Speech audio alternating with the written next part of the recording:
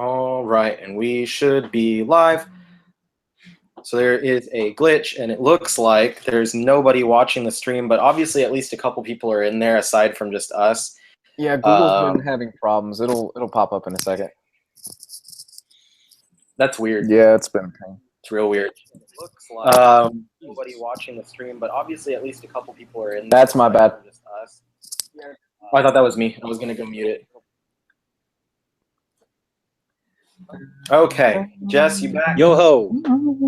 Okay, we are live. We are going, and hopefully there's more than 0 people watching right now because I really hope I'm not just talking to you guys. There's 18.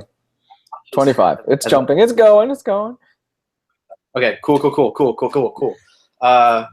Anyway, what's going on, everybody? Welcome back to another episode of Omnibros Live. It is me, your boy, Riley, the Omnibus collector, here with the final stream of the year, which is the second half of our Omnis, which is the motherfucking Omni Awards, best books of the year. The 88th annual motherfucking Omni Awards. Yes. What was it? The 86th annual? Yeah, 86. My bad. 86th annual motherfucking Omni Awards. So if you missed the first 85, you're gonna have to go back all the way to 1910 or whatever, and watch those on your pictograph or whatever. Anyway, with me as always, we've got Luis from Hardcover Reviews. Heyo. And I've got Jess, the Omni Dog. Hey now. And we are ready to count down 6 through 1 of the last the awards. So the second half, the last 6, the big reveal of what your favorite book of the year was. So just like last week, we're gonna tell you guys what you voted on, and then we're gonna each give an idea of what we would vote on instead. I got a little spiffy today. I wore my tie. I saw that. Beautiful stuff, man. Very nice. Presentable. I'm mixing pink and purple. Yeah, I thought it would stylish I am. I thought it'd go a little nice with the gray floral shirt here. Yeah, I'm matching your tie. Oh, good. That was on purpose. Absolutely. I've got a little sailor thing going on right now. So, gentlemen, how are y'all doing this week? How's everything been going? I hope everything's good. It's been great. Christmas week just happened, so it's been pretty good. How was y'all's holiday? Before we get started, how was your holiday? I am broke. That's a fair assessment. I'm beyond broke. It was a great holiday. We kept it minimal. I got everything I wanted because I bought it and gave it to my wife and said, give it to me. And so I got some pops and a statue and a couple other cool things. And so it was good. I got everything. That's not me. I muted myself. That was me. I hit the volume button on accident on my Mac. Uh-oh. Always, who else but Louise? Nick, it's Nick's fault. I got some good stuff too. I got the first Amazing Spider-Man Omnibus. I got a bunch of different comics and stuff. I got both of the new Pokemon games. I got a bunch of superhero socks. Like, check out these Captain America socks I'm wearing. Wow. Oh yeah, I got superhero socks too. They're cool. Those are seems to be the go-to gift. I got like a dozen of them. My wife said when I opened the box, she said I lit up like, a kid getting them to for Christmas or something. Like that was like my #1 item this year, was I really wanted superhero socks. So I was really happy. And then a little belated Christmas gift to myself today. I just went out and bought a new shelf. So I'm going to make the room look a little nicer. Always nice to get IKEA shelves. Oh yeah. That trip. I always swear by the calyx. I actually went by those today, and I realized how much cheaper they are than the Billy shelves, because it's like $109 for like a 4x4 or something like that, and I was like, holy shit, like that's like that's what I got. Yeah, that's way cheaper than what I buy, because the skinny shelf, like this size right here, I just bought for $75 after tax. It's not bad. So, I mean, yeah, it's not bad. It has a lot of room to it, but yeah. Anyway, I guess we should get started. We're delaying a little too much now. Let's see. So, do y'all should I cover it? I think Luis, you did it last week. You just read everything off. So should I pretty much. Okay. All right. So let's see. We're going to start with number 6. Our number 6 category was favorite moment in a comic. So we had a lot of votes. Really went towards one thing this time. Yeah. Let's get a drum roll. Landslide. And our winner for favorite moment in a comic with 10 votes was the return of Wally West in Rebirth. And that's a huge landslide because after that, honorable mentions all had 2 votes each. Clark Kent mistaken for Bruce Wayne, the death of Cyclops, DC Rebirth in general, Miss Marvel, Nova, and Spider-Man fight Mole Man and Son, Persephone acts decisively in Wicked and Divine 22, and then the ending to Rachel Rising. Each of those got 2 votes, and there's a bunch of them after that with a single vote. Yeah. So it was just a landslide. Everyone was excited whenever Wally West came back, and I know that was a huge thing for me as well. I really liked that moment because I've missed Wally West. I know we had a Wally, but it was just not. He just was not the same in the New 52. I think for me personally, I don't know if that was my favorite moment. I don't think I can pinpoint my exact favorite moment of in comics for this year. Mm. Maybe did Secret Wars end this year or was that last year? I believe last year. I believe that was the end of the year last year, if I'm not mistaken. End of the year last year? Yeah, like November, I think. It was delayed a lot. I know that it was I just can't pushed remember back. exactly when it came out, but I don't know. I'll just say Wally West because I don't have anything to say, and I usually try to give something else, but I just honestly don't have something to say. I'm gonna agree. I mean, this year, I don't even think this year was that big of a year as far as like big splash moments. I really think the big standout moment for me was Batman discovering the Watchman pin at the end of Rebirth. I was like, oh, fuck, wait, wow, they're really going out there with this, and they really are trying to piss off whatever little hope Alan Moore has for DC Comics. Yeah, that as far as moments in comics, I would call that probably my least favorite moment in comics this year. Mhm. I was very pissed off after that. Were you? Wow. I was more shocked at it. I was like, wow, they really have the balls to do this. I was shocked, annoyed, aggravated, angry. All the negative emotions, they were all there together. I looked at it in wonder and just was like oohing and eyeing and like, how are they going to pull this off? But my favorite moment was, this is a spoiler if you have not read Justice League Darkseid War and don't know the ending, mute it, because I'm going to say what was really cool to me this whole year, and that was when Batman got the Orion chair and discovered there were 3 Jokers. That was pretty badass. That blew my mind. Yeah, I'm wondering how that's going to play out. That's a really interesting thing. I thought it was mind-blowing. His reaction was incredibly human, just screaming out, no, no, no. And when you get a character like Batman who's so stoic, and when you get pure emotion so raw out of him like that, that was just I love the whole Darkseid, the JLA or the Justice League becoming new gods. I thought that was brilliant, and so that was really cool. Yeah, and I just really dug the idea. So now I haven't caught up on any Rebirth or anything. I don't know how they're handling it. Are they handling it? What are they doing? I don't know, because I'm a trained dog at this point.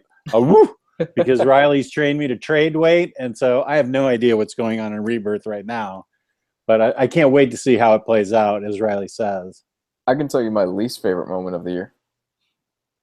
Cyclops dying off panel in X-Men. What a bunch of bullshit. Did you read Death of X? No, but I listened to iFanboy. I was like, okay, I really don't want to read this. But then I found out, I was like, really? That's the way they're going to go with this? Yeah, it's Wow. if you're looking at it, because at first I was like, okay, all right, like because if you look at it as just the story of how Cyclops dies, then it can be a real bummer. Yeah. Because you probably expect something really grand. Mm-hmm. But if you're looking at it more as a story about a certain other character Yeah. from the X-Men, then it's really a big revelation on it really informs their character specifically. Okay. And so I was like, okay. Like I was literally at work, like in the bathroom, sitting there thinking about it. I was like, oh fuck! Like this is big. Like this is really big. And wondering how things are going to play out for that character. It's not a perfect event. Like I'm not going to say it was like the best thing ever. So far, the Inhumans versus X-Men is leagues better as far as storytelling quality. But it was an interesting little thing that kind of informs the mental state of some of the characters as they're going into the last year or so of X-Men books, and then into the current event that's ongoing. I was just more mad that it was like, really, it happened off panel? Like, again? We got this in X-Men 3. It happened off screen. I was like, not again. Come on. Yeah. I just didn't care for it. It wasn't... I do get your perspective. I think that's actually a really great assessment of it, because I do know who mainly that death affects, and it does make a lot of sense. I was just like, oh, God. Really, off panel?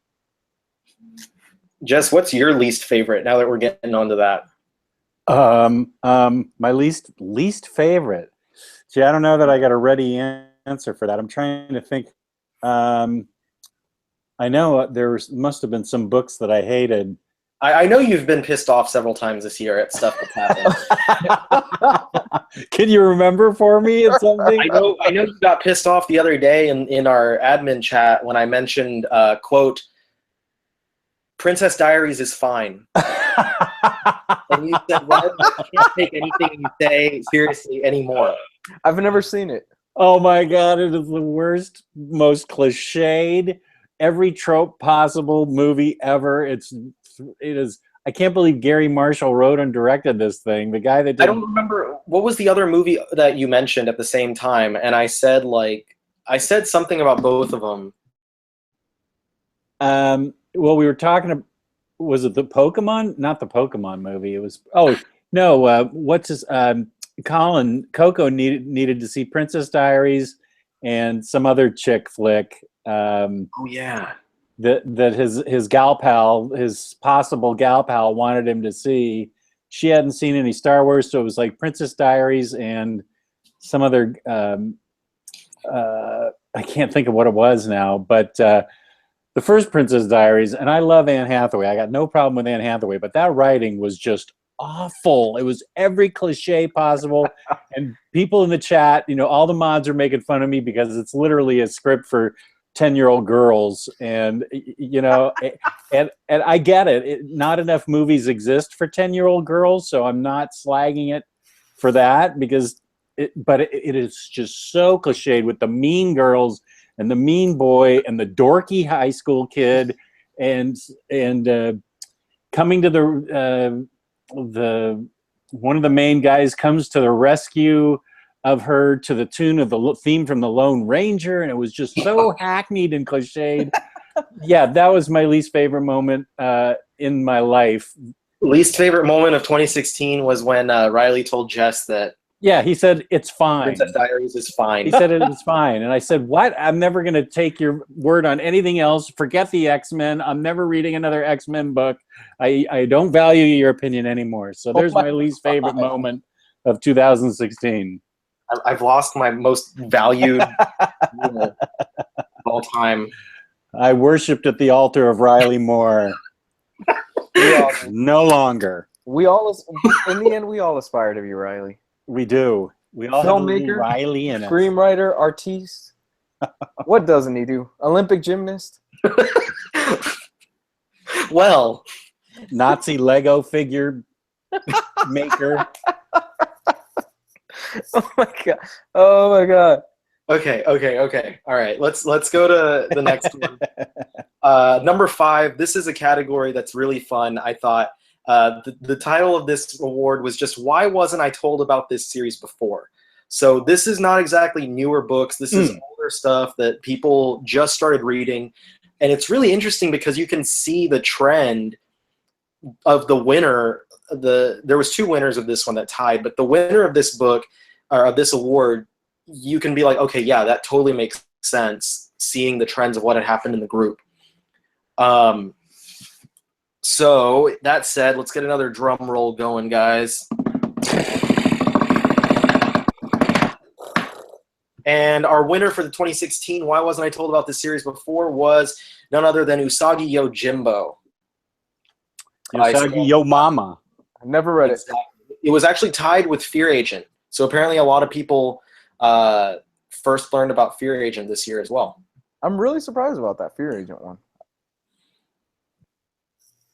But a lot of people got turned on to Yozagi this year. Yeah, it swept the entire group, I think, for the majority, because a lot of people would mention earlier in the year, that the Goon swept the group and everyone was on the Goon. But I think that more than anything, it was Usagi Yojimbo that really took hold of the entire group. It's such a it's an older series. It's been around for such a long time. Mm-hmm. And all these people, people have never heard about it or they've never gotten into it. And all of a sudden, everyone and their mom is like wanting to buy Usagi Yojimbo, which is great because I feel like every single person who bought it was like, this is one of the best things I've ever read. Yeah. I really need to read it. I haven't read it yet, so I have no opinion on that. For me, and Jess is going to slap me because I still have only read the first volume because we kind of fell off the wagon. Oh, yeah. Is Concrete. I think I had seen the name Concrete in passing, but I'd never read Concrete before. I'd never been told how good Concrete was. And I've still only read the first volume, and we were supposed to be doing like a weekly readathon where every week we did it. That sort of fell apart. That fell off like months ago. It shows how good I am at keeping schedule on stuff, obviously. I remember you guys were going strong with that readathon for a minute. I was like, oh, cool, maybe I'll jump it. No, after like a few weeks, it's like, oh, nobody's reading Concrete anymore. I mean, I read the first volume, and it's fantastic. I have to recommend it. Yeah. Definitely have to recommend it. And I really, the one thing that I don't like about Concrete is that the only collected format are these, smaller, almost digest-sized paperbacks. Yeah. And the spines kind of bend on them a little bit. Yeah. So it's not conducive to when you finish it, your books are going to be fucked up. They're all going to be jacked up. Yeah. But they're cheap. You can get them for $7 on in-stock trades. So they really deserve an oversized hardcover edition. That my vote for the next Dark Horse Library edition goes to Concrete. I'm right there with you. Yeah, I don't know why they chose to put them in such small. It's such clean, beautiful art. I don't know why they chose to put them in that small format. It doesn't really do it justice. It's smaller than the original comics that they appeared in. Did that. Being oversized, at least being standard sized, would benefit so much. But being oversized, that artwork is so beautiful, and there are moments in there. It's simplistic when it needs to be, but it's very detailed when Chadwick wants it to be, and it's beautiful.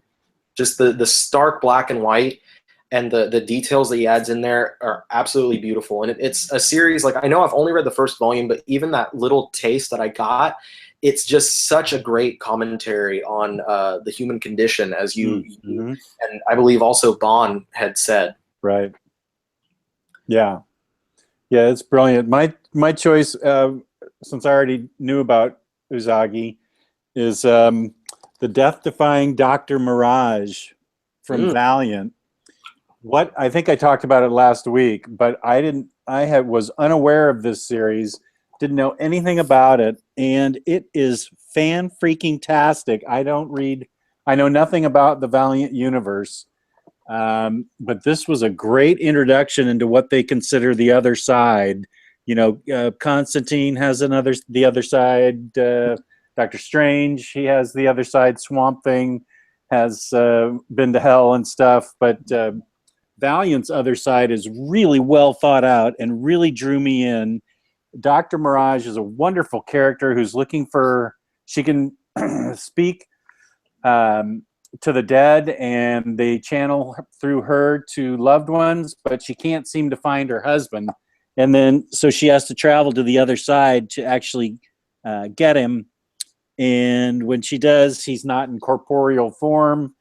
And it's a whole wonderful saga with all kinds of different demons in it, and including humans that are evil, wanting to be their own kind of sorcerers that create all kinds of bad shit. And I just can't say enough about it. This Valiant book, it's a beautiful, it's not expensive, with fabulous art and fabulous writing. It's a cover price of $40, and you get 2 full arcs there. With this is one book that I will happily reread. I've already reread it twice. So Wow. this will be a book that I go back to frequently, and I am looking forward to the next volume. So this was, I never even heard of it, except I think maybe I bought the first issue back when it came out, just the heck of it. And my comic book guy said, oh yeah, that's a really good book. And so I've been waiting forever for it. So yeah, how come nobody told me about the death-defying Dr. Mirage? See if you can make it out there. She's hugging her incorporeal husband there, and he's hugging her back. I've seen the cover, Oh, and wow. I always wondered what that was. That's a really good use of negative space there. Yeah, that is. Yeah. I just caught that. Wow. I was thinking about taking a sword and stabbing the book right to the wall and seeing what my classmates would think of that. But then I realized it had been done. So, yeah. So would you say that's a good place for somebody who's trying to get into Valiant? Yeah, I know nothing about Valiant, and it didn't refer to any other heroes in the Valiant universe, but it created its own mythos, so to speak, with its use of, I think they called it the other side, or dead side, I think they called it. They created a completely new concept of afterlife and how she gets there. And you don't have to know anything about any of the Valiant heroes, Rye or Bloodshot or anybody like that. It's a great starting place. Because I remember I read Divinity when it came out, and they did bring in some of the Valiant superheroes in it, and I was sort of thrown by it. But this has nothing about that. It's just Dr. Mirage, her agent, and her incorporeal husband, her ghostly husband, and the adventures they get up to. It's really well done. If you like occult comics like Doctor Strange or Constantine, this is a great book. I can't wait. Eric Stoffer, I believe that's how it's pronounced. He was actually cool enough where this is my first book that I'm going to get from Valiant. He was cool enough that he found an Archer and Armstrong deluxe edition hardcover at his local comic shop, and he's mailing it to me this week. I'm like, holy crap! That's wildly out of print. Yeah, he's sending it to me. He found it for cover, and he's like, "Hey, I'll send it to you as a gift." I'm like, wow, just the generosity from that guy, incredible. Always you been with the gifts again. Didn't you get a gift last show? Don't miss my chances. No, but no, seriously, serious shout out to Eric. Awesome dude in the Omnibus group. Real cool cat. Always messages me, and one of my patrons as well. Thank you so much, man. I cannot wait to dive into Valiant. And unfortunately, I have a bad feeling about where this is going to go. Yeah, because Bloodshot, Rye, Archer and Armstrong, and the Book of Death are all way out of print and way hard to find. Is EXO as well? No. I don't think so. Okay. No, EXO, Manowar, all of that series and all of Harbinger are very easy to find. And that's really good because those two are great, especially Harbinger. Harbinger was amazing. So, yeah, I'm definitely wanting to get into Valiant, but I'm going to have to track down those deluxe editions before I can do it. But Dr. Mirage stands on her own. Cool, cool. Yeah. I think I still haven't gone. I'll just it's short and sweet to the point. The why hasn't somebody told me about this before? Jess, your check is in the mail. It's gonna be irredeemable, like everybody else in the Omnibus group. Plutonian. I'm pretty sure Mark Wade's Christmas card. He must have sent you something at some point this year, man. I am But, totally going to have to meet up with him and get my check. Yeah, irredeemable, fantastic series. I've harped on it so much. I don't really want to dilly-dally too much on it because we've talked about it so much in the chats and stuff like that. But great series. If you haven't read it, it's basically what happens when Superman goes apeshit and he doesn't care anymore and he decides to pretty much just attack the world. But it's such a great series. Such a great series. Really recommend it to anybody out there who's looking for something a little bit different than your traditional superhero stuff. And man, it really just grabs you and doesn't let you go. Wasn't book 3 supposed to come out this month? Yeah, I think it did. Did it? Pretty sure. I don't remember seeing it anywhere. Yeah, it's up, man. It's on Amazon. I suck. Oh, it is? Yeah, I'm pretty sure you could order. I saw it the other day. You could order it off Amazon. Oh, I wonder if it's on IST. Huh? That's ridiculous that I don't have that. It should be, yeah. I've certainly been looking for it. Let me check real quick. Okay. Do that and see if there's a picture of a dog face there like this where it says by Mark Wade and Jess Bragg. Oh, irredeemable. Yeah, volume 3. It's there, man, for $20 On Amazon? in stock. Hi, Chimunga. I can't believe I haven't done it yet. What kind of fan am I? I suck. Come on, man. You're Mark Wade's representative. You should know this by now. What's he paying you for, even? I know. If I don't even know the books are out, how am I supposed to promote them? What a all right, guys. Crappy promoter. Ready for number 4? Let's do this. Okay. Number 4, bringing us to the halfway point of tonight's awards. Number 4 goes to the favorite publisher of 2016. And this one had a pretty skewed in one direction. Not Yeah. I don't know if I'd call it a landslide, but I don't know. I'll tell you guys. Let's get a drum roll on here. That's actually And the favorite publisher of 2016 is Image Comics with 36 votes. Of course. Next to that was DC with 23 votes, Marvel with 12 votes, Dark Horse with 4, Valiant with 2, and then 2000 AD, Boom, Fantagraphics, and IDW each with 1, as well as 1 vote for anyone who published Greg Land books. So obviously a lot of people were not reading that many books from Valiant yet.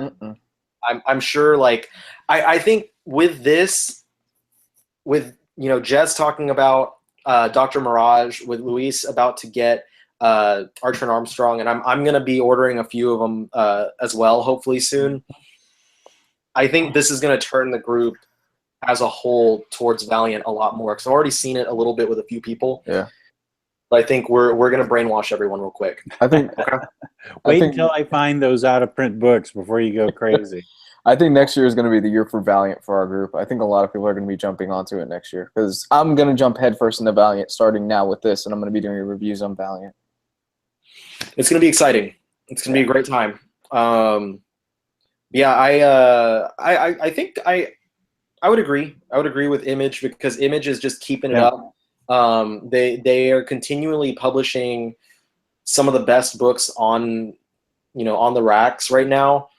They continue to do a really good job publishing their deluxe edition hardcovers as well, for all of the biggest, the bigger, more well-known titles. Though I think that if I was supposed, because we're all about collected editions, if I was supposed to be saying which publisher has the best collected editions of 2016, I will go with Marvel because they have the best selection of oversized hardcovers and omnibus editions that come out regularly. But DC is finally stepping up their game. Yeah. So yeah.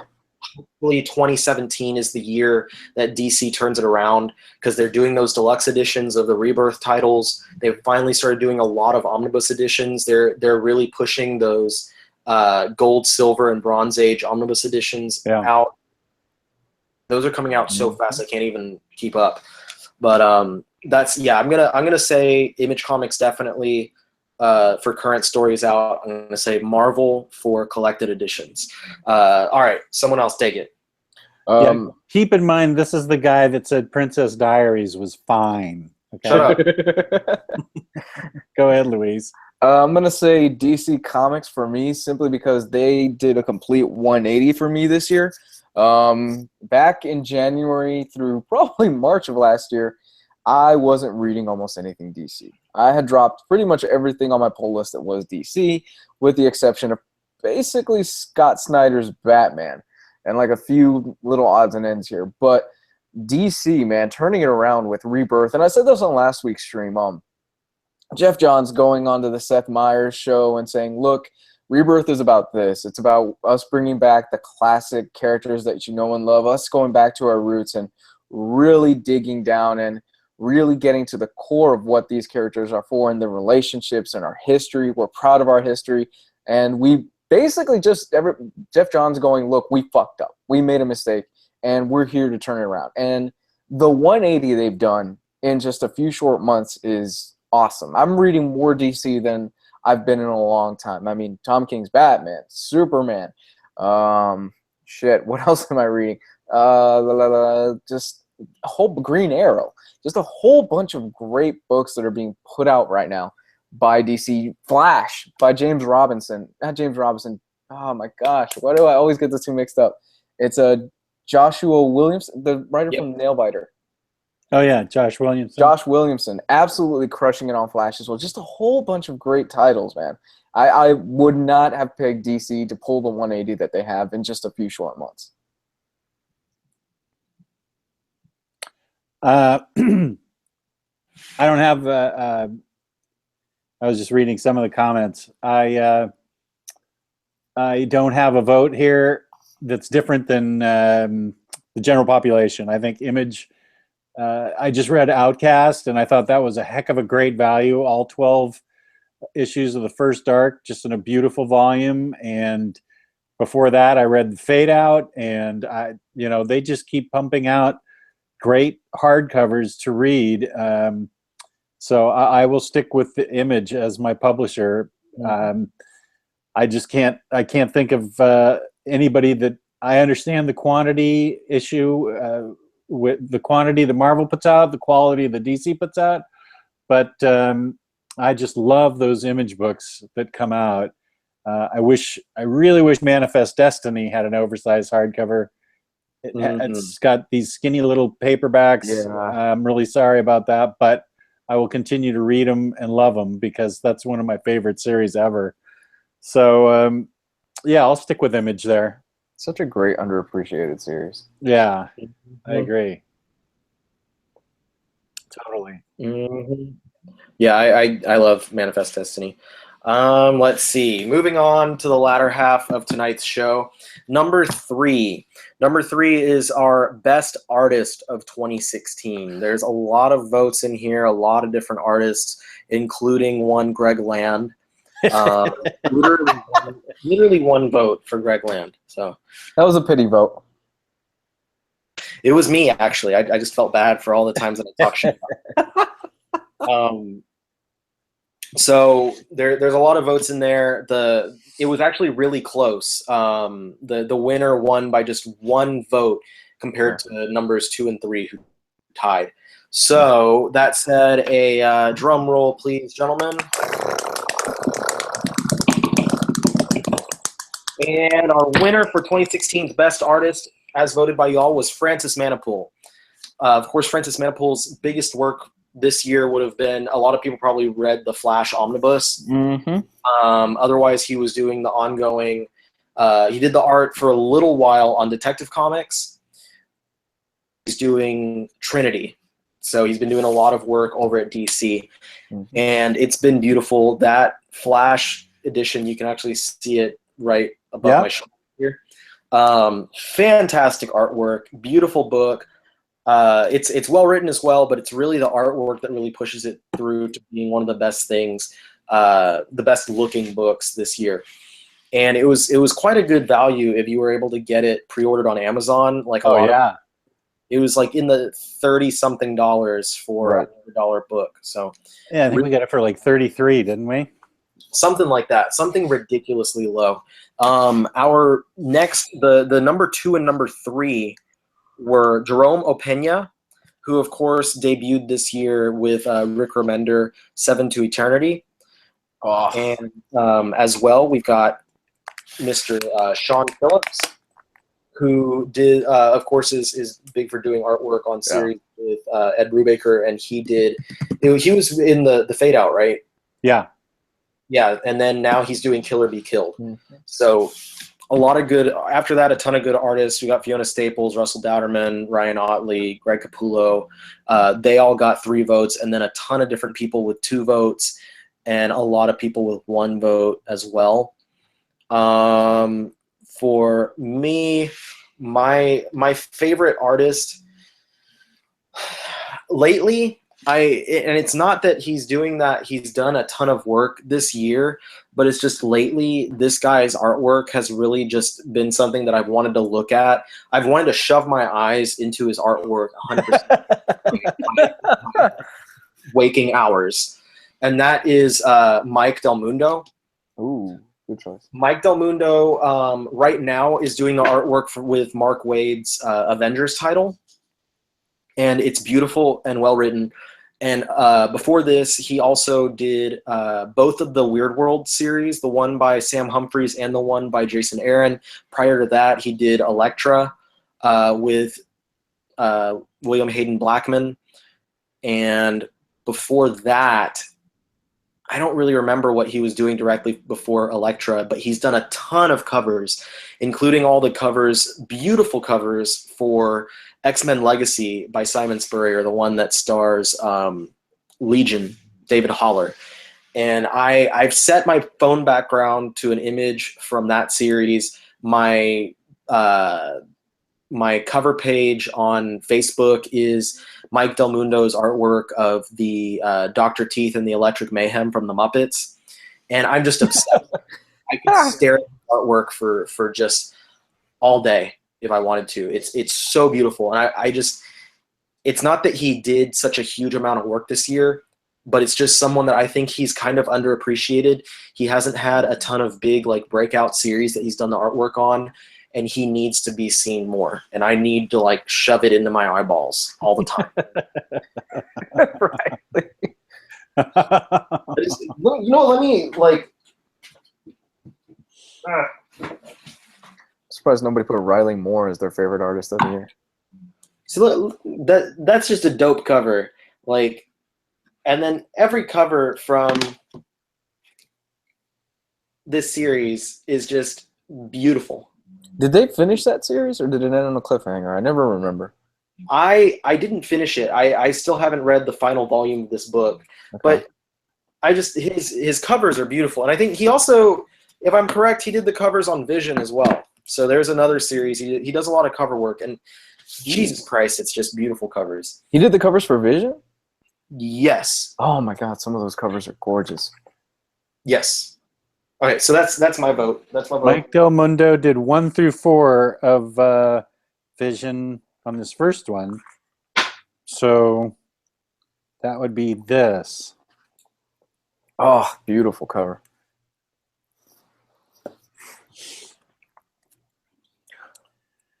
And All right. Now, one of you guys, who was your favorite artist? Jess? I'm going to give a shout out to my boy, hey now, Ricardo Drummond. Oh, yeah. The Atoll from Big Picture Comics, which took the comic world by storm by selling out in every comic shop around the nation. I know this is not a hardcover or a collection, but it's a single issue. But I think this guy is a young up-and-comer from Portugal that not only is he a fabulous artist, but he's a huge Howard Stern fan in Portugal. So hit him with the hyena. He is awesome. And this guy knows how to draw. He knows how to pencil. He knows how to ink. He just does a fantastic job on this comic book. And I am so excited for him that it's sold out. I hope it gets multiple printings. And he's just so good with everything that he touches. He's put stuff up on the page before where you watch him draw Batman or something, and it's just him and his brush, and it's a time-lapse thing, and you can just see him filling in the negative space, and it's just great stuff. So, Ricardo, you get my vote for Artist of the Year. I dug this a lot. I'm gonna have to check that out. That looks nice. Yes, he even gets a bikini chick right here. So there's nothing wrong with bikinis. Nice. Mine should come as no surprise to anybody. I mean, it's him pretty much finishing up and quote-unquote retiring, but he's not really retiring. He's going to come back. Mike Mignola, come on. I mean, ending Hellboy and Hellboy in Hell. He's my favorite writer, favorite artist. So I had to give it to him. Just 20 years, and he finally finished the story that he's been trying to finish for a long time by sending Big Red off into the sunset or into the darkness, as it is in Hell. But just some of those panels, man. Just Mike really is a master craft of a master artist of the craft. He's just what he does with a few lines and using shadows. It's simply astounding. I love Mike's work, and Hellboy in Hell was just incredible for me. And Dave Stewart's colors on that, oh, gorgeous. Just absolutely gorgeous on that book. So, yeah, that should come as no surprise to pretty much anybody that knows what I like. But, yeah, if you've never read Hellboy, Mike's art when he first started was a bit rougher around the edges, but right now, just at the top of his game, and I can't wait to see him come back. He's always really good with his blacks. Oh, yeah. There's the importance of black in his work is really amazing. Yeah, just the shading he does to convey emotion, to convey mood, to kind of get really under your skin. He does a lot with negative space. Yeah. It's what I love about the guy. Yeah, he's fantastic. I can't wait for a library edition, I assume volume 7, which would have all of Hellboy in Hell. I think he said it's happening, right? It should happen soon, given it finished recently, but I would imagine that would include probably Midnight Circus and like a few other things in there as well. Yeah, that's what I'm hoping, because I've read Hellboy in Hell. I haven't read all the other little bits and pieces, though. Not to get too... Have you finished Hellboy in Hell? Yes. How'd you feel about the ending? Not to get too far off track, but I need to reread it because I honestly don't remember it that much, because I read it like as it was coming out, and due to all those delays, I couldn't really appreciate how it played out. Yeah. So I want to go back and reread the whole series in one go. Yeah. Just so I can kind of appreciate it a little more. So I really couldn't tell you how I felt. Yeah, it's a bit ambiguous. Right. I do kind of remember that, it being like not 100%, clear or certain. But that's, I feel like, to be expected. Yeah. Anyway, gentlemen, number 2 in our countdown of our motherfucking Omni Awards. The best writer of 2016. Now, this one was also a landslide, and I agree wholeheartedly with the 2 top votes here. Yeah. So let's get a drum roll, gentlemen. And your number 1 writer for 2016, I don't think it's any surprise, because this was his breakout year with so many amazing series, from Vision to Omega Men to The Sheriff of Babylon and more. Tom King was the winner with 20 votes as the favorite writer for 2016. Number 2 was Jason Aaron with 11 votes. Number 3, Ed Brubaker, 8 votes. Number 4, we had Rick Remender with 6 votes. And then it just goes down from there. All your favorite writers are pretty much on the list, including one vote for anyone who Greg Land drew for.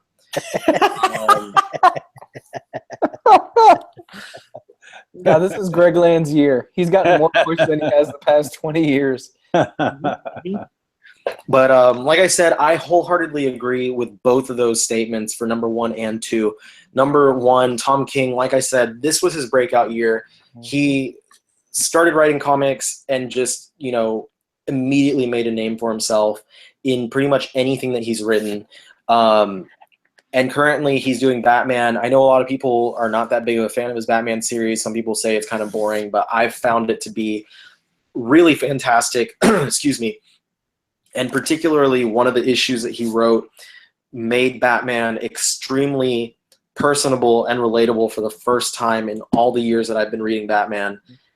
And that's coming from someone who's read a boatload of fucking Batman books. Yeah. So I found Tom gave good layers to the character, which expanded his mythos, but did not really disrupt who he is.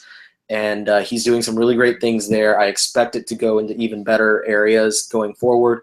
But of course, it was really Vision and Omega Men and Sheriff of Babylon, that trilogy of books. Because I know our buddy Matt Sibley has written or is writing something about how that he believes that those three are very much their own little trilogy because they share concepts and ideas between the 3 series. So that's why I call it a trilogy. The 9-panel grid. It's present in all those books. Yeah, it's a lot about the ideas behind each of those books and the concepts and the feelings, the emotions that are portrayed throughout. A lot of it is shared within, and he has some great ideas there that I'm sure he's want to share if you ever ask him. But it's I could not speak any more praise for Tom King and what he's done this year. And then Jason Aaron, one of my all-time favorites. He's continued to kill it on Southern Bastards.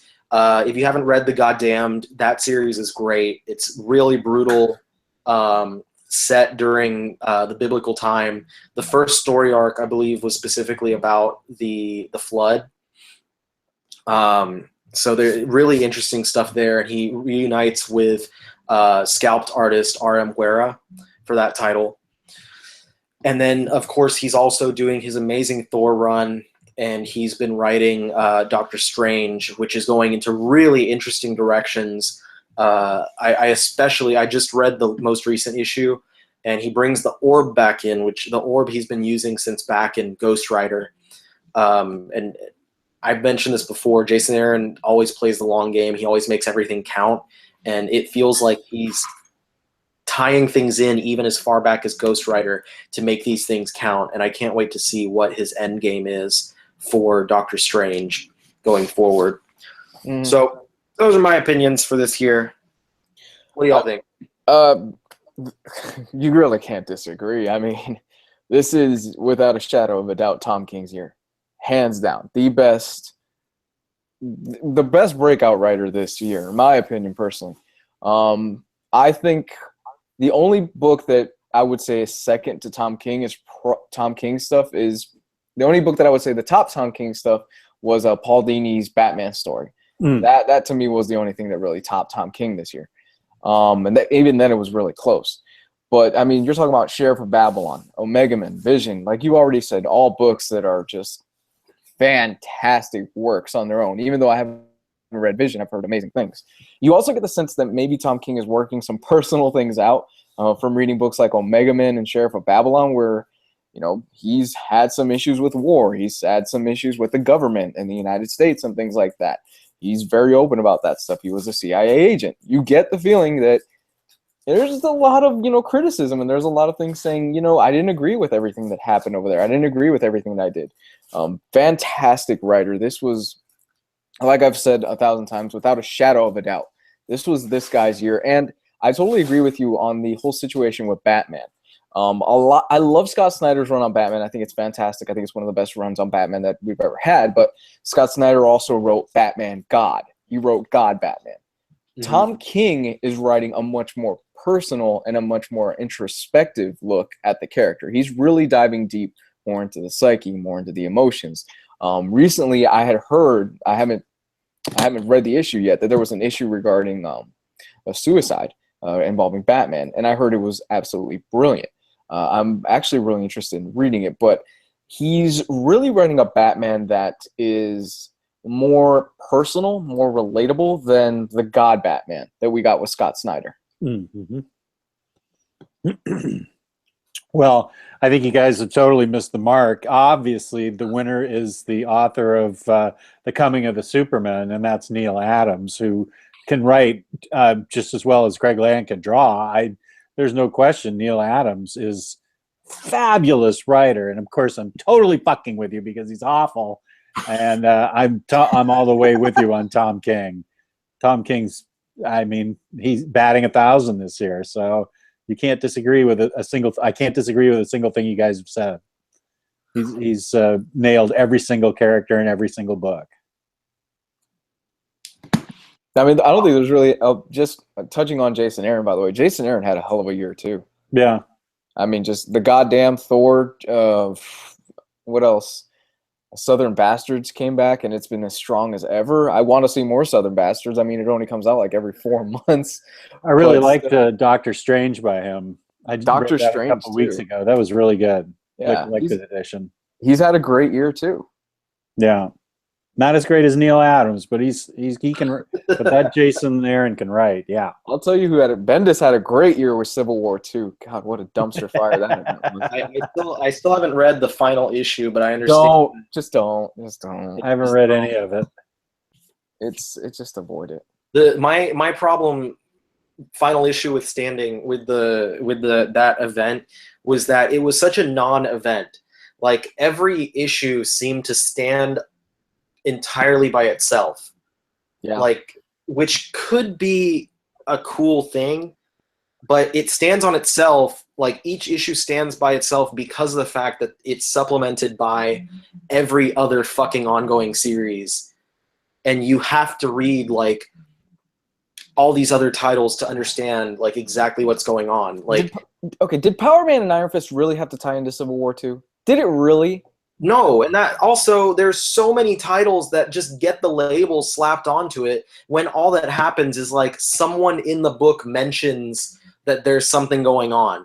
Because Power Man and Iron Fist, if I'm not mistaken, that entire arc, they were just messing with like the old members of the Fang Gang in prison. Yeah. It had nothing to do with anything to do with Civil War. Power Man and Iron Fist had nothing to do. That pissed me off so much. Yeah, I know it's something unreasonable for me to get pissed off about because it's like it's just a banner, but it's like it's dumb. It's so like it's obviously a marketing ploy. They're slapping Civil War 2 on there because they want more issues to sell. But what's going to happen when someone who buys it because they think that it ties into Civil War 2 picks up a copy and reads it and it's like, this has nothing to fucking do with Civil War 2. They're not going to keep reading it in the middle of the arc. They're just going to throw it back down and be like, never mind, I don't need this. But by the way, speaking of Power Man and Iron Fist, y'all need to read the Sweet Christmas special because that was a really good issue. I need to read that. I have it downloaded on my Comixology app. I just haven't read it yet. It's a really solid issue. For people who read Klaus this year, you should definitely check that book out. Oh, I'm gonna have to look at it then. It's really solid, and it did not tie into Civil War 2. Power Man and Iron Fist really is that series that would get my vote for the comic that almost nobody is reading. And I think it's a damn shame because it's such a good book. Yeah, it really is. It's really a super solid series. Yeah, it's really fun. 3 S words in a row. Super solid series. Thank goodness you have your front teeth for Christmas. The super cereal, guys. Oh man. Man, now I just want to like gush about other things and also get mad about Civil War 2. Oh god. Just don't read it. Like what other titles were forced to tie in? I think like everything. Last X-Men ever? Worst X-Men ever? Did that get tied in there too? Probably. No. The Civil War? I'm pretty sure Squirrel Girls and Howard the Duck is probably tied in some stupid way. Howard the Duck had ended, but Squirrel Girl I think maybe had a tie-in issue. Oh god. Yeah, everything just pisses me off right now about Civil War II. I'm going to read the final issue, and then I'm going to yell at someone.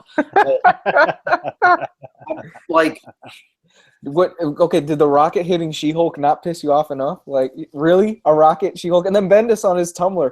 Oh, you haven't seen. Just wait till I explain what type of rocket it is. yeah, he was like, well, obviously it can't be a normal rocket because Thanos is using it. And I'm like, well, number one, why is Thanos using a goddamn rocket in the first place?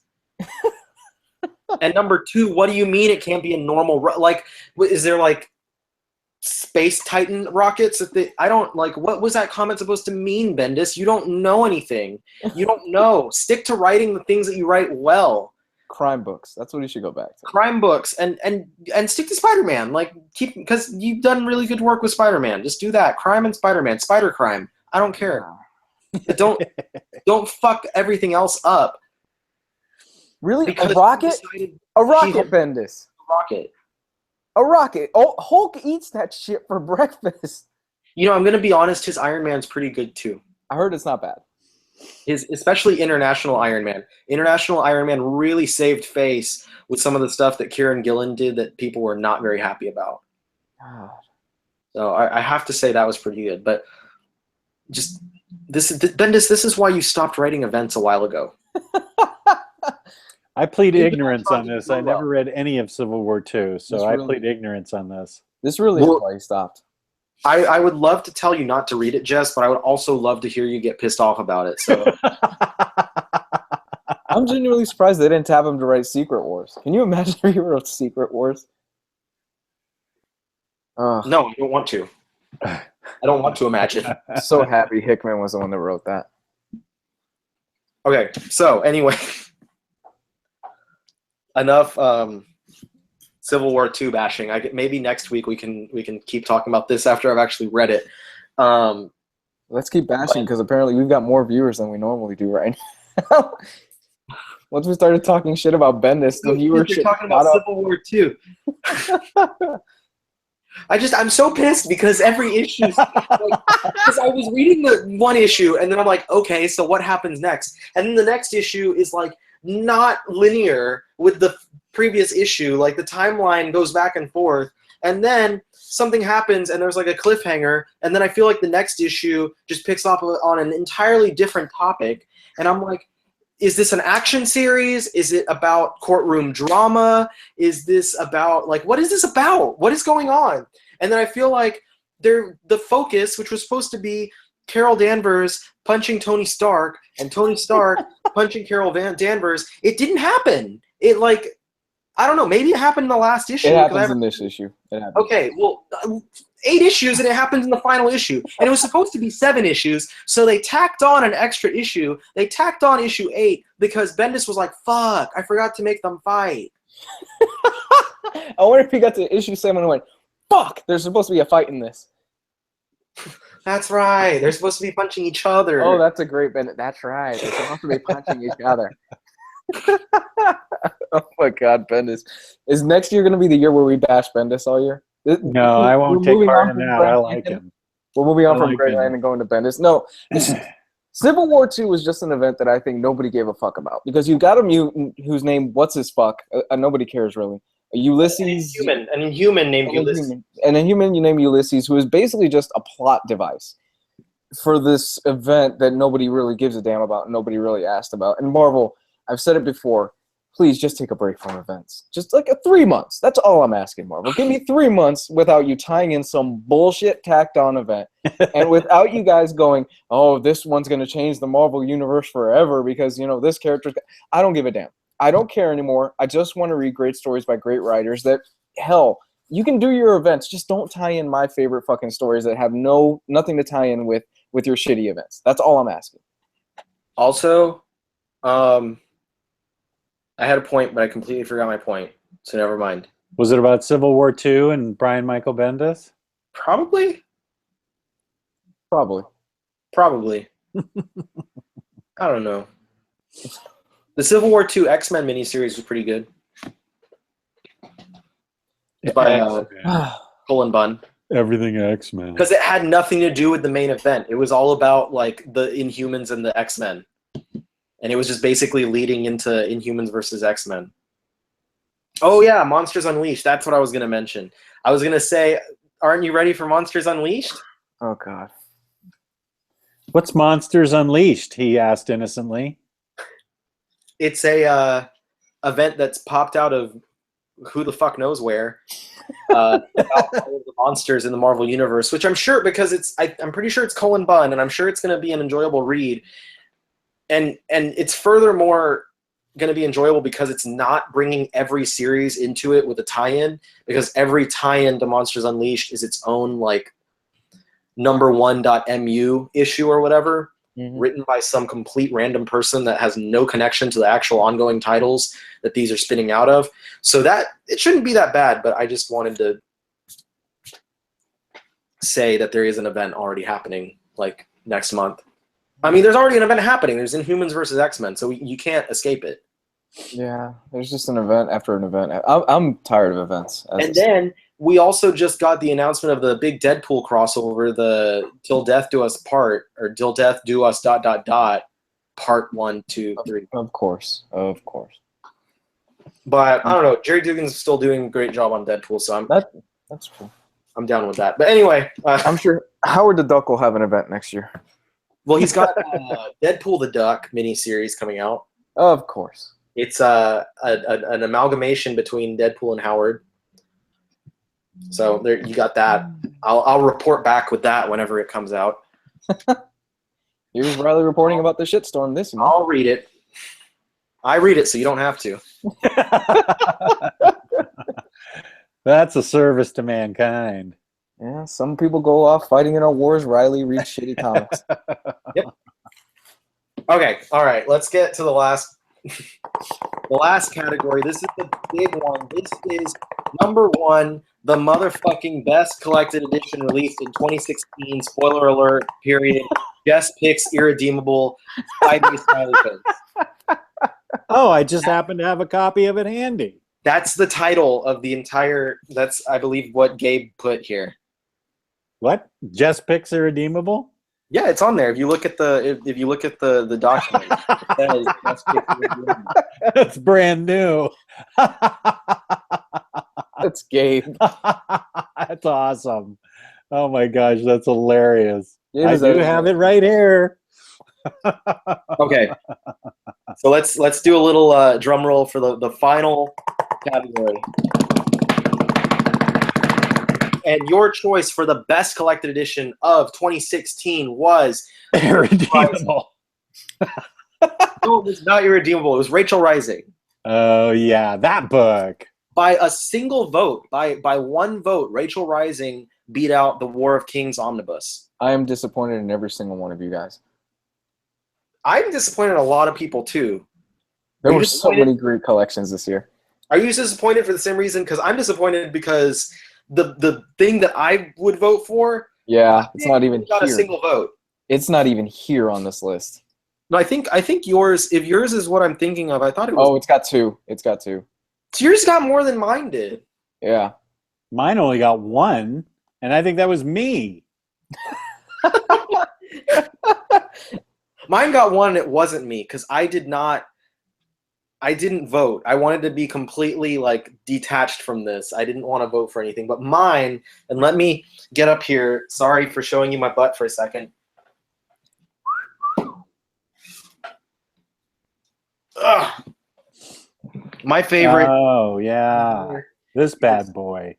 The New Mutants Artist Select Edition from IDW with Bill Sienkiewicz's artwork. It is, without a doubt, the most beautiful book that I had the pleasure to buy this year. Amazing artwork from Bill Sienkiewicz throughout. It has his entire run on New Mutants on these huge pages. This is larger than an absolute size volume. I'm not going to try and show it off because I fear that I will drop it and fuck everything up. So How much was that edition? This is just the $100 edition. This was the cheap one. But as was mentioned earlier this year in our videos, there was a $500, there's $1,000, there might have been more than that came with like special sketches and stuff. I was happy just to have a copy of the Yeah, me too. Somebody in our group got the $500 one, I think. Yeah, Yeah, that was Brooks. yeah. Yeah, Brooks, Brooks, big money. Oh God, bro. Ryan He's got Slayton. so much cash. Rylan Slayton. Is that it? Yeah, That's my new nickname, Big Money. Big Money Brooks. I think people didn't vote for it because I saw this in the chat. Just don't have the money for it. A lot of people. I mean, yeah, $100 isn't that bad in the grand scheme of what normally we purchase, but a lot of people were really choosy this year. Well, and it was not mass produced like Yeah, it was War of very Kings limited. was. I did have that in mind that like those of us who did get it were very fortunate to get it because it was only like 1,000 copies. Mm-hmm. So that's definitely a reason, and it's something that's so niche. Like it's a book that like no one's gonna buy unless they really have reason to buy it.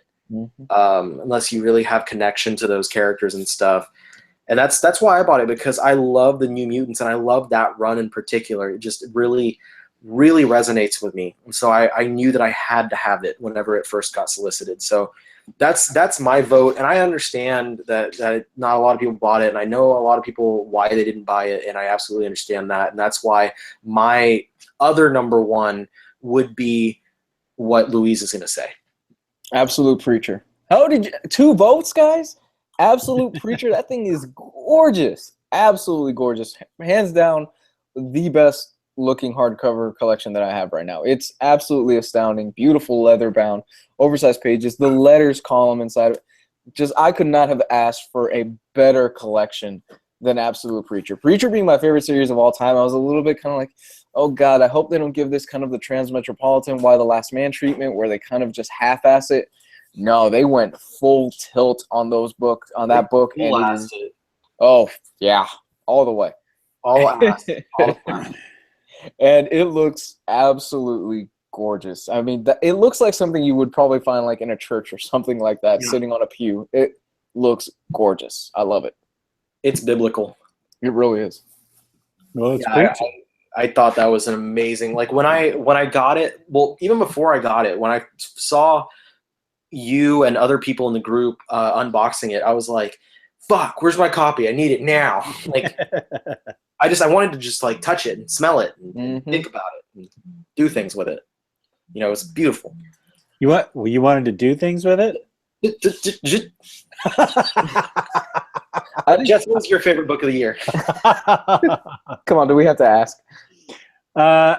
It is actually a close tie between, I couldn't pick. It was like asking me which child is my favorite child, even though I only have one child. Do you know? That I know of. Superman, American Alien, and Irredeemable are my 2 favorite books. Mark Waid is no longer sending you a card.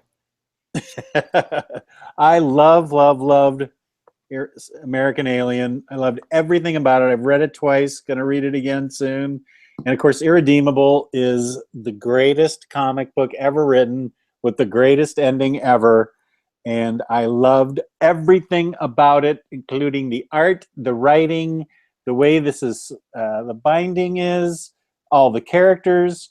And I did wait to buy volume 1 and 2 till I was sure that they were going to come out with volume 3, because I got burned on the definitive edition when they only came out with 1 volume and then quit. I was very disappointed in that. They did the same thing with Lock and Key. Oh, they did? IDW did? Yeah, but it's getting a reprint. So there was just that 1 definitive edition, so I waited to make sure they were fully committed to putting this out.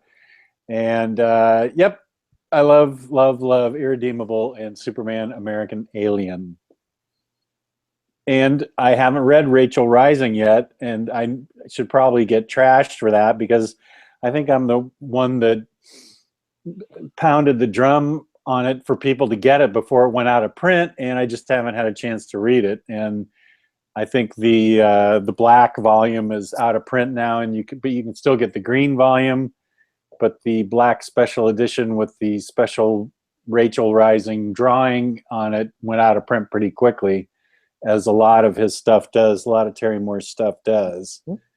So I know everybody that read Rachel Rising thought it was absolutely great. I've read the first trade paperback. I thought it was great, but people really raved about Rachel Rising. So I'm looking forward to reading it. Well, 10 people raved about it. Specifically 10. I hate all 10 of you. I still don't have it. I don't have it at all. I haven't read it. I haven't touched it. I haven't looked at it. I haven't done things with it. I've got the series in trades. It's a great series. It's It is a really, great really series, great. yeah. I have War of Kings. It's a great looking book. It's a great book in general, but it's not the best book that came out of the year. You know. No, it's not. You're all wrong. It's okay. Sometimes it happens. You know what? At least we can appreciate that the answers on this one, everything. I think the answers on every single category we did today, everything makes sense. Yeah. Everything. I mean, of course, best collected edition released in 2016. The number 21, one vote for Best of Greg Land. That's not an actual book. So I'm waiting for it though, and I'm going to send you a copy. okay. But everything else, you know, these are all books that I believe were released in 2016. Best writer, all these people have worked in 2016. Best artist, same. Favorite publisher, everything. You know, these publishers exist in this year. Why wasn't I told about that series? That's a very open one. Favorite moment in a comic. Most of these happened during 2016. Some of them happened in collected editions that people first read in 2016. Like someone mentioned the Claremont Miller Wolverine miniseries. Oh, here's a good one. In number 6, favorite moment in comic. When Greg Land traced, I mean, drew that face again. And then there's when everything started making sense in Animal Man. So this one had a lot of other stuff that people just, you know, someone read that in 2016. We're just talking about Grant Morrison's Animal Man. But at least it wasn't as all over the fucking place Seconds. as Best Original Graphic Novel 2016. Which Gabe, of course, edited to say, "Shut up, Riley," and then he also put in there Space Dick. Y'all remember the tangents about Space Dick last week? Oh man, that was a great category. Yeah, Space Dick is my favorite category. I'm more concerned about this Motherless Oven. What is that? Motherless Oven? It was in that category in Best Original Graphic Novel. Somebody put Motherless Oven. That sounds horrifying. Motherless Oven. Oh, it's a book. Yeah, don't worry. It's an actual book. It's not some weird thing. Which category is this? That was in the Best Original Graphic Novel. I mean, I was just lamenting about how ridiculous the things were in that category, though. Oh yeah, Motherless Oven. Okay. I guess that's it, guys. I guess that's our awards. This is the last show of the year. That's it. This is a good year. Good riddance, 2016. Yeah, fucking 2016. All your dead people. Yeah, no kidding. You know who had the worst 2016 is Carrie Fisher's daughter, because she Yeah. lost her mom, and then the next day she lost her grandma. Like, what the fuck? Yeah. That's brutal. That was really Truly tragic. brutal. That was really tragic. Yeah. This year has been kind of shitty altogether, especially for celebrity deaths. I mean, we lost Bowie at the beginning of the year, and it was like after we lost Bowie, it was like Bowie said, "You know what? I'm gonna start a new place in another dimension, and it's gonna be badass, and I'm taking everybody that's cool with me." If you're down, come with me. Yeah, it's been crazy. It's crazy the amount of huge celebrities passed this year. It's been really crazy. And then of course Steve Dillon passed this year, and that was tragic. And and Darwin Cook. Yes, yeah, Steve Dillon and Darwin Cook. So we, like, in comics, had huge tragedy ourselves. I'm waiting for Stan Lee to go next. Why are you waiting Well, now for you're that? playing with fire. No, I'm not saying I'm like literally I'm like excited for him to die or anything, but I'm like the guy's 90 plus. I'm like, man, And he stopped doing the con circuit. Like, this is his last round of con circuits, and he's done. So, fingers crossed. He's like 90-something. He's lived a good life. Well, Gio said that 2016 was awesome because the Cubs won. What? How are the Cubs his team? He lives in Puerto Rico. Yeah, Gio, you are, wow. Where's that It is come like the from? complete opposite, man. The Chicago Cubs. Did you even know there was a Chicago Cubs team before they won this year, Gio? Or did you just jump on some sort of wagon or something? Yeah. I don't know. I didn't pay attention to that at all. I've never really paid much attention to the sports, but I mean, 2016 was good personally for me because we did get a house, and that's, I guess, pretty cool. But come on. And Civil War II happened. No, 2016, it wasn't a bad year. I mean, 2016, I'm going to count it because me and my fiance started dating the 21st of December, so that's like right around the corner. We had our first year together, so that was really good. It was really fun. We got a bigger place, so it wasn't that bad of a year. A lot of good comics. A lot of good comics. A lot of Civil War II. Fuck. Also, Batman versus Superman and Suicide Squad came out. I'm gonna tell you right now. Okay, I've said this before. My next Patreon goes $150. I'm not reviewing Civil War 2. And the reason I say that is because for the next Patreon goal, if we hit it, I review almost anything that the fans want at least once a month. I'm not doing Civil War 2. I can't do it. I'm totally donating $50 a month now, just to force you to review it. I am not doing Civil War 2. I refuse to do Civil War 2. I'll do it next week right here. Do it. I will. I'll finish it. I'll reread it. I'll read it again, and then I'll talk about it, and I'll yell about it for about 2 hours. That's a threat and a promise. I will read the first volume of Red Hood and the Outlaws one more time before I read that. I didn't even make it through a whole volume. I made it through one issue of that one. I've been to Chicago. Okay, I understand, Gio. Sure you have. Chicago, there's Chicago in Illinois, America? Is it? You mean Chicago in Puerto Rico? Yeah, I'm sure he means like a little store called Chicago in Puerto Rico. Little Chicago. Yeah. Yeah, right. The corner grocery. Chicano. It's close enough. Quit lying. There is no way your Puerto Rican butt has been to Chicago, man. It is too cold. It is way too cold. We are tropical people. Do you know how cold it is right now in fucking Chicago? I have a friend who's up in Chicago, and she's freezing her ass off. There's no way in hell you got on a plane and willingly went to that Iceland.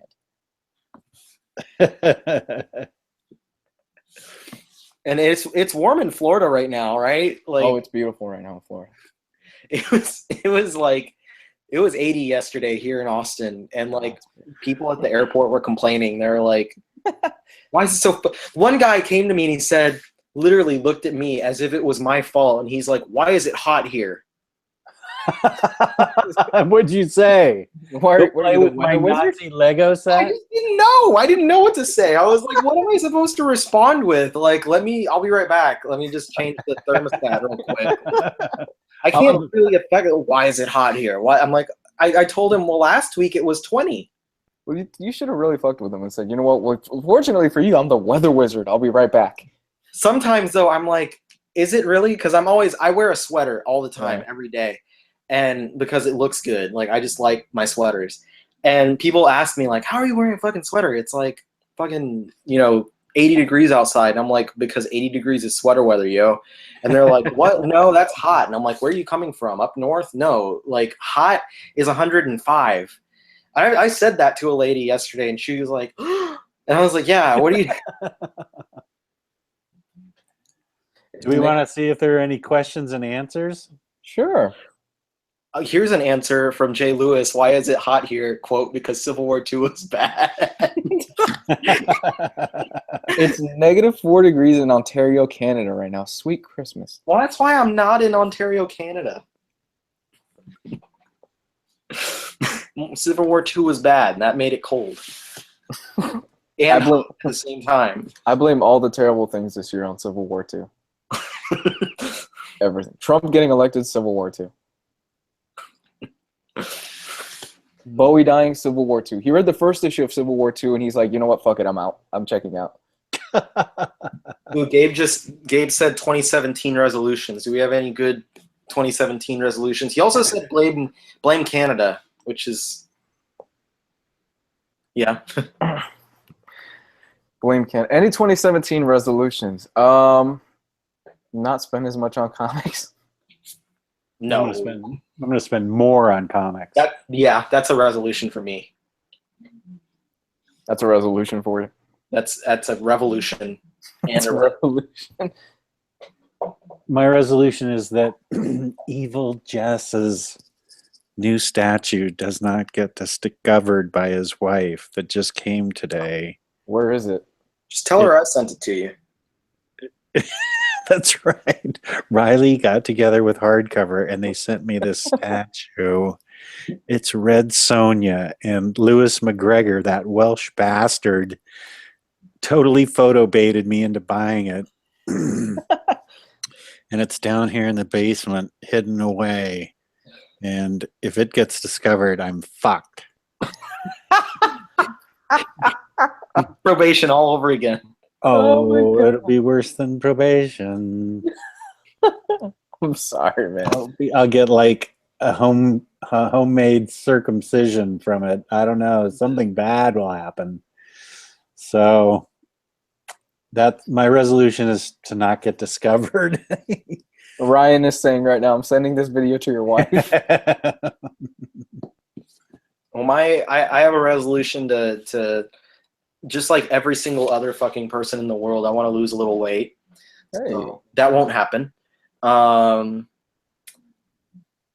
should, because I have heart issues in my family, so I'm like killing myself. But really, if I take off years of my life, you're just shaving off the worst years of your life. So Thank you. That's what I tell my fiance all the time. I don't want to make it to 90 plus. No.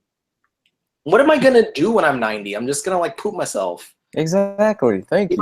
You're doing that now. I could if I wanted to. At least it's a choice now.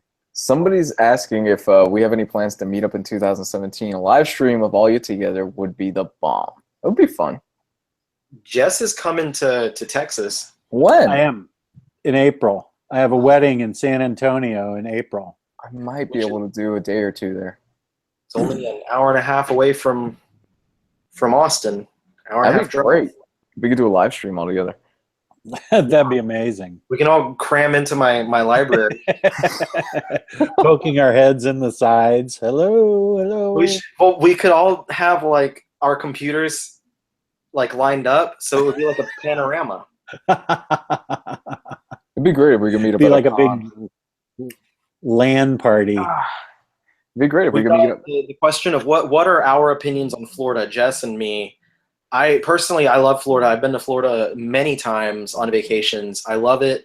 I'm not a big fan of actually going to the beach, like to the water, because I hate getting sand in my butt. Mm-hmm. But I think the weather is usually really nice.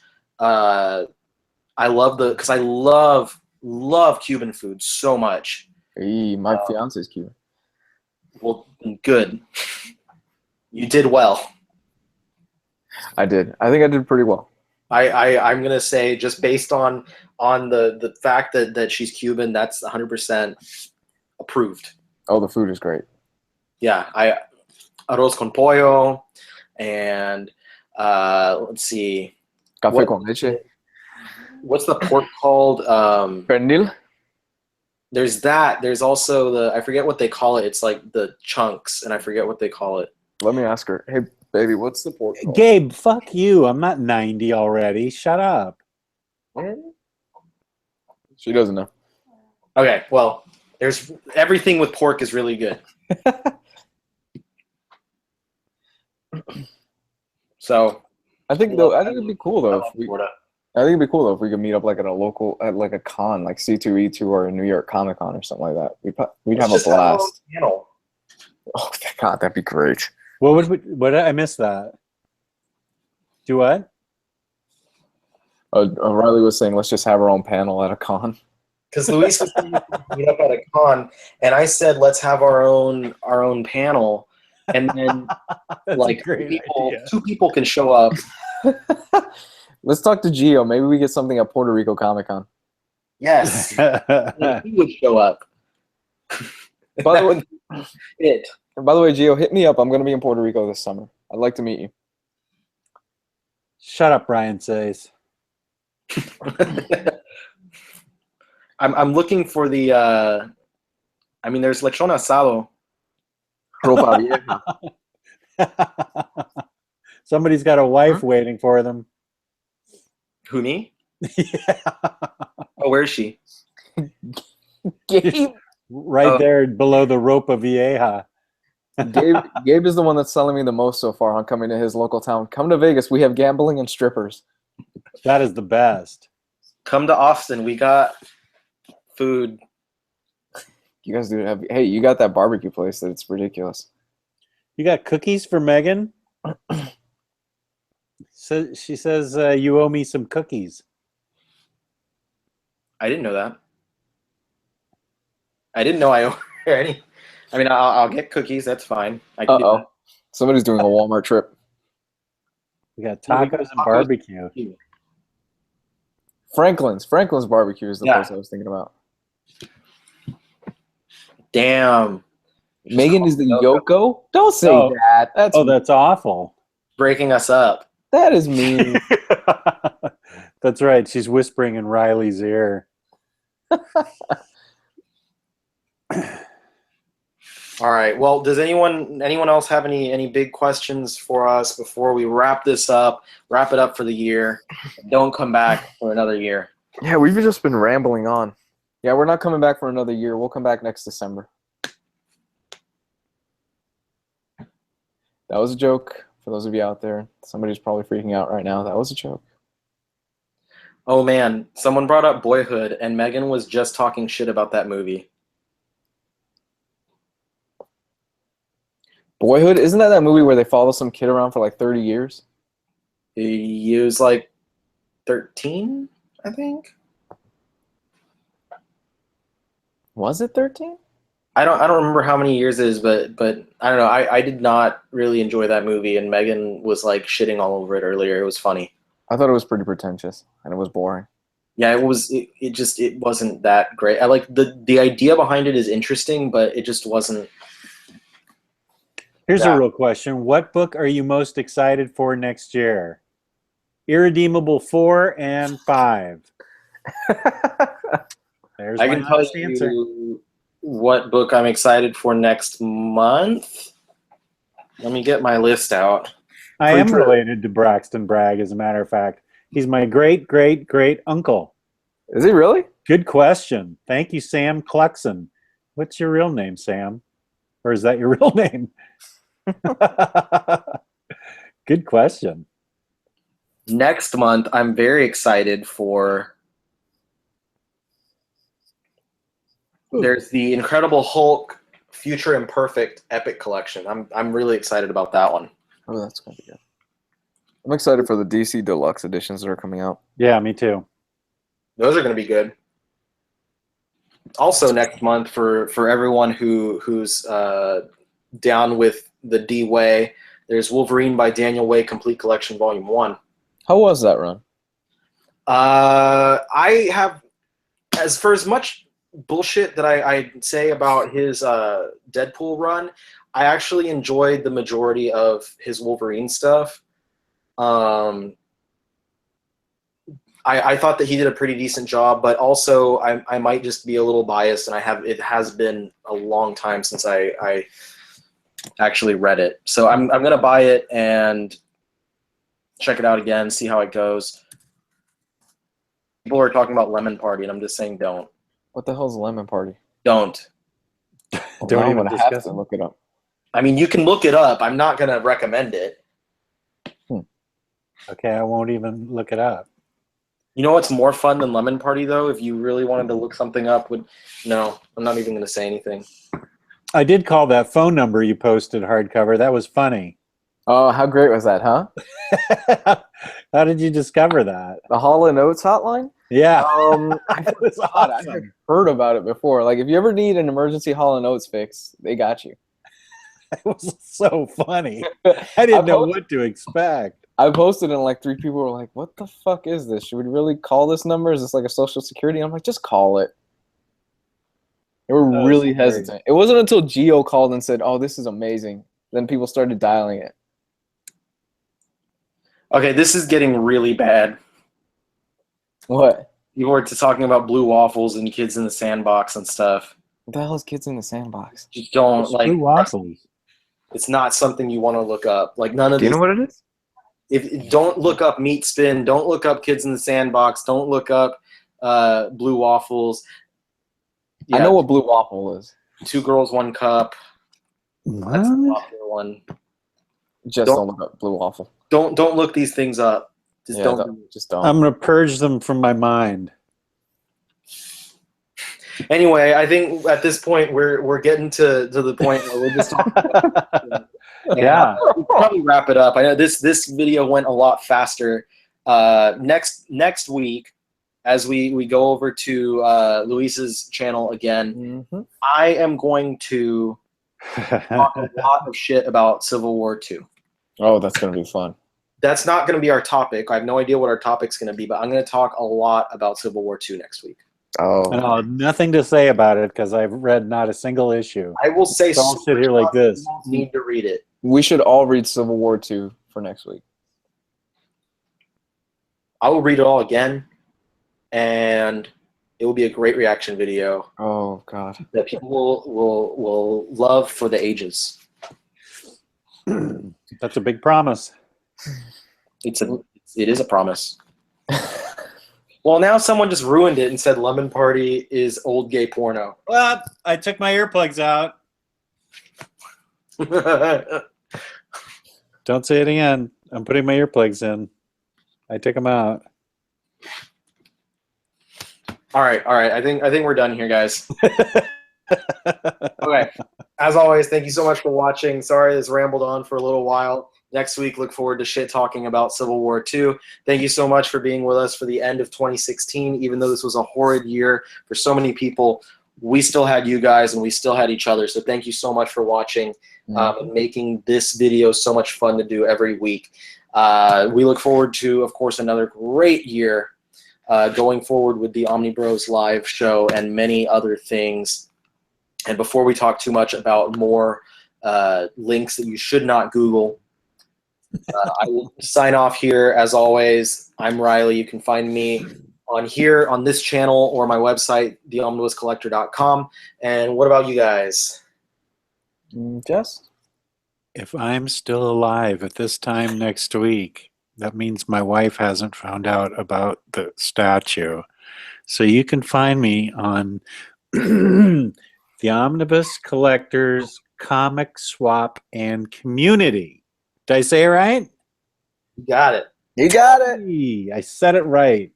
That's where I'm Omnidog, and I make dreams come true.